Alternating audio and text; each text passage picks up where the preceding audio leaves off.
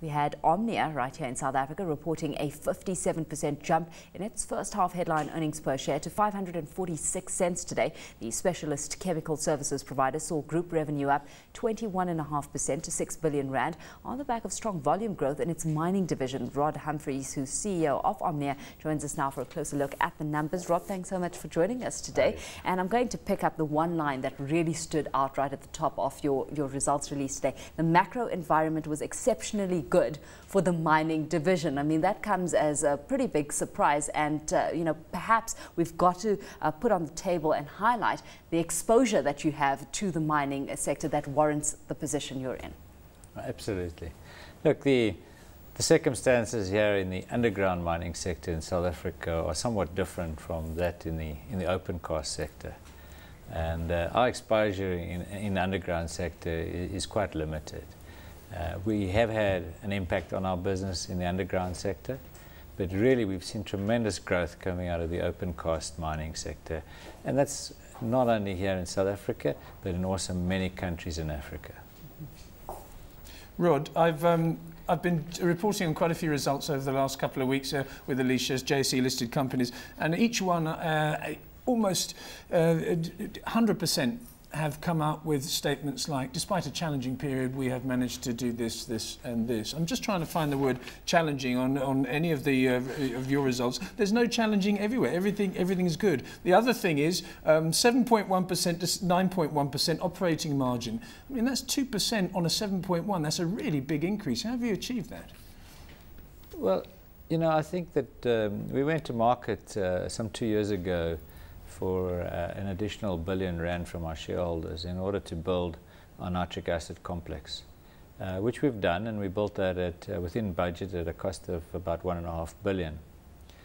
Now, that's come on stream at the beginning of this financial reporting period, and really the whole point of the plant is in fact to reduce the cost of our raw materials.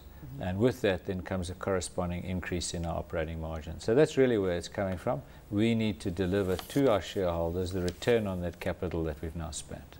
So that keeping a lid on costs to an extent. Let's take a look at this fertilizer division, because the selling price of fertilizer determined by two components, urea and ammonia, and you've got the one that influences your cost of sales and the other influencing just what you're able to sell to the market at. I mean, and that has an impact on your gross margins overall.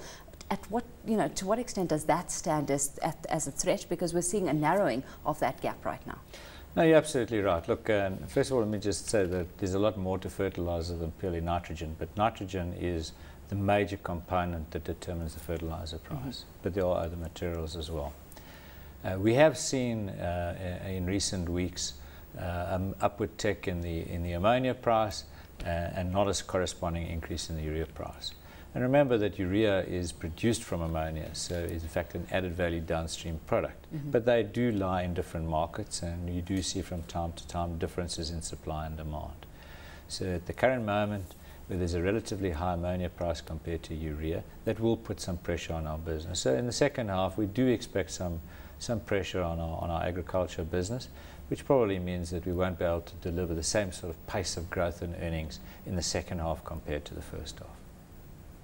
But in the long term, Rod, the agriculture division must be one that you're very, very excited about, given what's happening with food prices, given the fact that there's going to be a pressure on food supplies, and therefore there will literally be more, in a simplistic way, there will be more land devoted to agricultural production, and the land that is there already will need to get higher yields. So it must be something you're excited about. I think the investors got excited when BHP Billiton tried to get into this sphere, and it alerted a lot of people, I think, in South Africa to your share price. Yes, no, I think we are excited about it. I mean, the two important industries in Africa are mining and agriculture, and we're in both. Certainly Africa today has the most scope for increasing arable land anywhere else in the world, and perhaps Latin America is second. So there's a lot of scope if we have consistent agricultural policies here in Africa that enable entrepreneurs, enable farmers to really understand where they stand so that they can make the necessary investments in capital. I'm sure we're going to see fantastic growth in agriculture, because really it can become a breadbasket in supplying other parts of the world with much needed food. Well, certainly your dividend declaration today up 50% on that divvy, indicative of the kind of positivity you have moving forward. Your outlook, generally speaking? Yes, I think it's very positive. As I say, I think both agriculture and mining, we believe, have great long-term futures. The world population continues to grow at an exponential rate, and it's really driving resources. So although we may have some ups and downs over a longer period of time, we do see an upward growth and a big demand for resources over the coming decade.